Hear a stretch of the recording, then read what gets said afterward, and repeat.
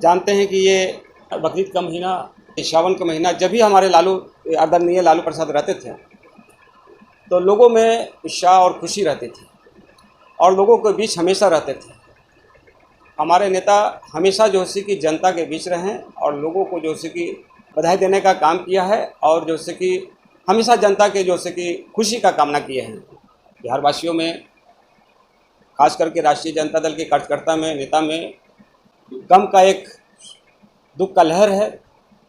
आज हमारे बीच स्वस्थ रहते हैं, हम लोग का बीच रहते हैं, तो हम लोग जो है कि ईद और बकरीद में और ये सावन में और जो है कि हर्षोल्लास के तहत ये पर्व को मनाया जाता है।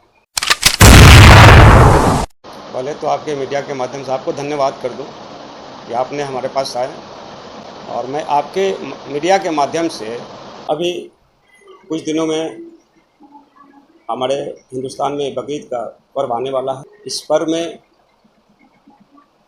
खास करके मुसलमान भाइयों को मैं अपने तरफ से मुबारकबाद देता हूं और साथ ही साथ उनको ये कहता हूं कि इस पर्व हर्षोल्लास से मनाएं, भाईचारा बनाए रखें, किसी तरह का जो है कि सद्भाव हमारे हिंदुस्तान में खराब ना हो। और देख रहे हैं कि कुछ दिनों में जो है सावन भी आने वाला है। साथ ही साथ हमारे बिहार वासी, हिंदुस्तान वासियों के सावन का भी पावन पर्व में लोगों को धन्यवाद करता हूं, शुभकामनाएं देता हूं कि हर्षोल्लास से मनाएं और खुश रहें। और अभी देख रहे हैं कि हमारे आदरणीय राष्ट्रीय जनता दल के श्री लालू प्रसाद यादव, उनका स्वास्थ्य ठीक नहीं चल रहा है। मैं ईश्वर से कामना करता हूं कि उनका स्वास्थ्य में जल्द से जल्द सुधार हो और हम सारे जनता के बीच पुनः बकरीद का महीना और या ये सावन का महीना, जब भी हमारे आदरणीय लालू प्रसाद रहते थे तो लोगों में उत्साह और खुशी रहती थी और लोगों के बीच हमेशा रहते थे। हमारे नेता हमेशा जो है कि जनता के बीच रहे और लोगों को जो है कि बधाई देने का काम किया है और जो है कि हमेशा जनता के जो है कि खुशी का कामना किए हैं।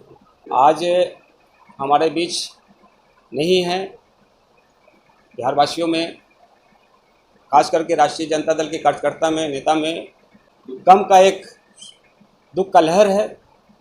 आज हमारे बीच स्वस्थ रहते हैं, हम लोग का बीच रहते हैं, तो हम लोग जो है कि ईद और बकरीद में और ये सावन में और जो है कि तहत ये पर्व को मनाया जाता है। अभी देख रहे हैं कि बिहार में क्या स्थिति, क्या सिचुएशन बना हुआ है।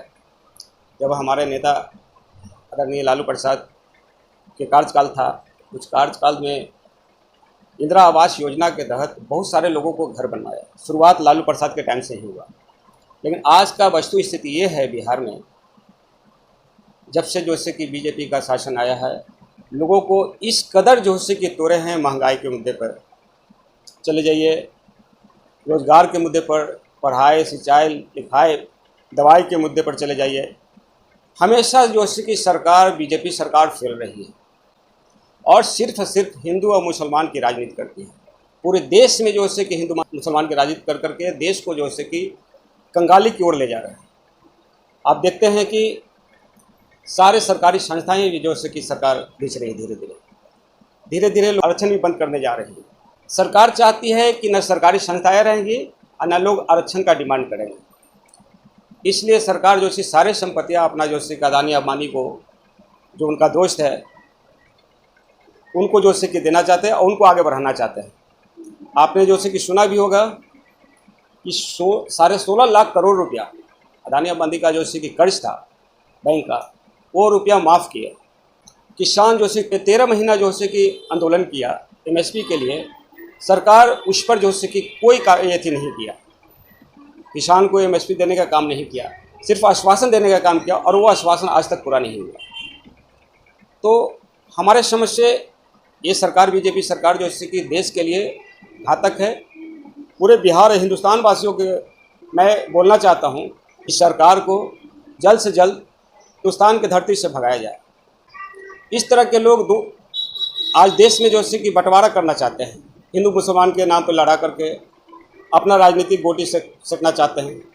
ऐसे लोगों से लोगों को दूर रहना चाहिए और उनको आने वाला दिन में जो है कि बिहार से, हिंदुस्तान से खरीद देना चाहिए लोगों को।